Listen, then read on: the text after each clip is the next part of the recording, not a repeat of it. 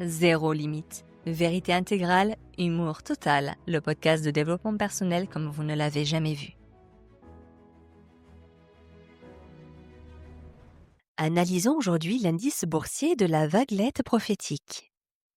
Le secteur de la voyance, flou, ne connaît pas la crise. C'est un business model absolument génial. Vendre du vent emballé dans du velours étoilé. Le produit, phare de la saison 2026 ? Votre vie va changer dans les 6 prochains mois. C'est formidable, n'est-ce pas?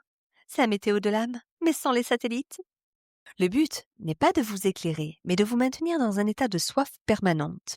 On vous injecte une dose de mystère, on vous parle d'un homme brun ou d'une opportunité imminente, et on vous laisse macérer. C'est du marketing de la rétention pure. Si on vous donnait du concret, vous seriez libre. Et un client libre, c'est un client qui ne revient pas dépenser 80 € pour savoir si le changement de vie est prévu pour mardi ou pour le trimestre prochain.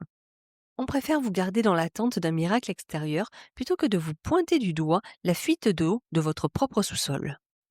Admirez un peu la technique de Marcus, le voyant de foire. Le gars, il te regarde avec un air pénétré, il baisse la voix et il te lance « Je vois un mouvement ». Merci Marcus, moi aussi quand je marche dans la rue, je vois du mouvement. Ou alors, quelqu'un pense à vous. Sans blague, à moins d'être un ermite au fond d'une grotte, il y a forcément quelqu'un qui pense à nous, même si c'est juste le banquier pour un découvert. On est là, on boit ces paroles comme si c'était de l'eau bénite, alors qu'il est juste en train de réciter l'horoscope de Marie-Claire version 1994. Et le plus drôle, c'est quand Marcus te dit que ta vie changera dans 6 mois. Mais ta vie, elle change demain si tu décides de ne pas te lever. Elle change si tu changes de trottoir. Mais non, on préfère attendre la date anniversaire comme si on attendait un colis Amazon qui n'arrivera jamais. On se complaît dans ce suspense de bas étage parce que ça nous invite de regarder ce qui gratte vraiment là, tout de suite, sous le tapis. On se trouve souvent à chercher cette petite musique ésotérique pour nous bercer. On aime bien que ça soit un petit peu flou au fond. Si c'est flou, ça n'engage à rien. On peut continuer nos petites affaires, nos petits mensonges, nos petits sabotages tranquilles, puisque le destin s'occupe de tout dans 6 mois. On se rassure avec des prédictions qui ressemblent à des messages de fortune cookie ou de Yogiti. On évite soigneusement les gens qui voient clair.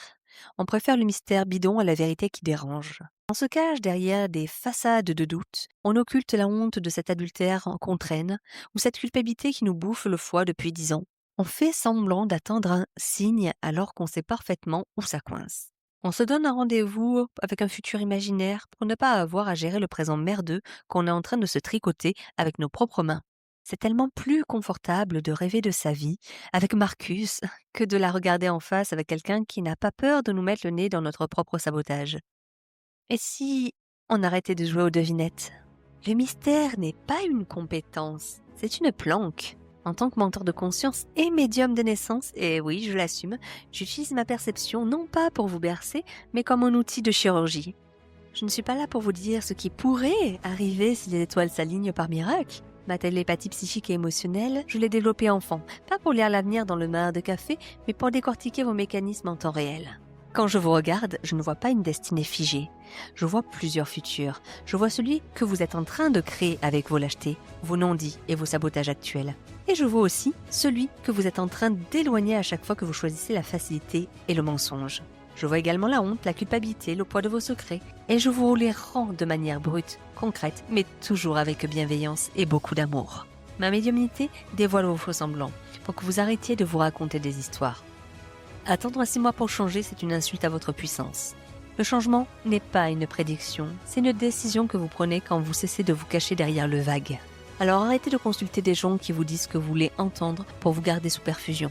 Si un voyant ne vous donne aucun élément concret sur votre fonctionnement interne, vos blocages réels ou vos pensées secrètes, changez de crèmerie. Il est juste en train de vous louer du temps de cerveau disponible.